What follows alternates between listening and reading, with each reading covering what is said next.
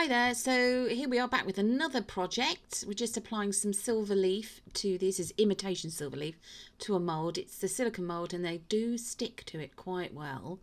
There we go, so I'm just popping that in and I will smooth it down just to make sure it's completely adhered to it.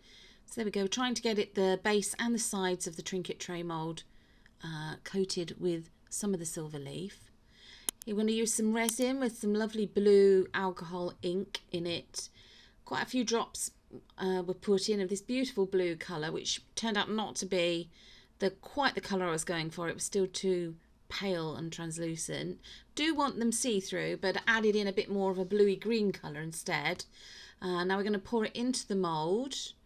There we go. Hardly any bubbles. Thank goodness for that. Lovely clear resin. Just sort of checking, making sure, poking back down those two little bits that were sticking out there. There we go. And just making sure it's all okay. Little bit of a top up with some more of the resin. And then we'll put it to one side to wait till it's cured.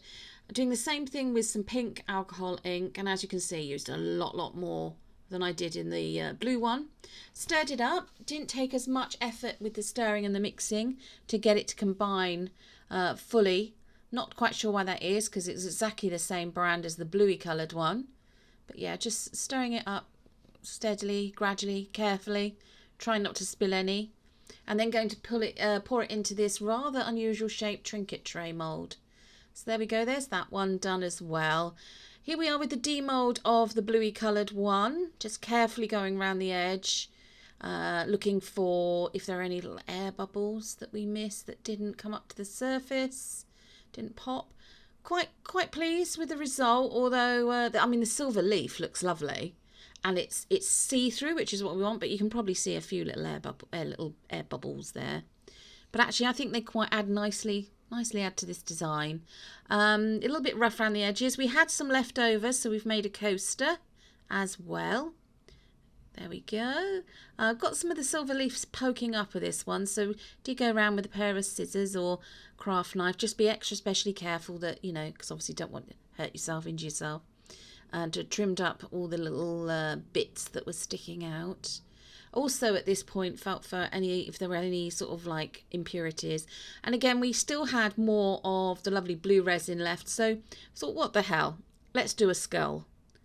And this skull is an absolute beauty. It's got a little blemish at the front. Not too sure how that happened or what it is, but adds to its character. So there we are. Yeah, I mean the bubbles actually in that I think look lovely. I think it adds to the design of that and the outcome. So quite happy with that. That's now sitting on my kitchen windowsill at home with the sun shining through it. So yeah, very happy with that one. We did have more resin left over, so we coloured some with this sort of lime greeny lemony colour, I suppose. Again, it's got the silver leaf in it. I'm just carefully demoulding it. Again, just checking, looking for if there's any little air bubbles or imperfections around the edges. And yeah, as you can see, you can probably see on camera, picking up around the top edges of the moulds of the side of it, you can see it. And again, the unusual shaped Trinket tray. I've actually got two of these moulds. So yeah, they were all curing at the same time. I wasn't doing one day and one the next. So yeah, just removing it from its mould. This video is a little bit longer than usual because there's quite a few processes to it and we wanted to show you as much of it as possible. So very happy with the result. The silver leaf looks lovely. This one's not as translucent as the pink and the blue one, but that's absolutely fine. And then here we go. We've got a coaster in this one as well. Same thing with the silver leaf. Very happy with this. Slightly different design of coaster. This one's got a little like inlay bit, I think you call it. And there we go, we've got another pinky coloured one. I'm just going to demould that one for you as well. Yeah, this made quite a lot of the clear resin we made up turned out to be rather a lot of resin, more than what we really needed. So just thought, you know, why not, let's make some more of these trays, these Trinket trays. So yeah, again, although it looks lovely and it's translucent, there's still a few little air bubbles and a few little imperfections around the edges on the top. Still a little bit bendy as well. I mean, this was nearly 24 hours later. and although they cured, they were still a bit bendy. So a little bit concerned about that at this point. The mould seemed to have flared out at the side on this one as well. I mean, I thought maybe I could bend it back, but you can't. So that one, although it will be up for sale with the others, it'll be a slightly less price. So quite happy, just deciding here, how am I going to get round, or what am I going to do to sort out the little places where there isn't resin. One idea that we came up with was, why don't we put some temporary tattoos? So these are tattoos, you can purchase them off the internet. You apply them using, so you take the little film off the top. Don't make the mistake I did on another one and leave it on. Apply it to the dry surface of the tray or whatever you're putting it on.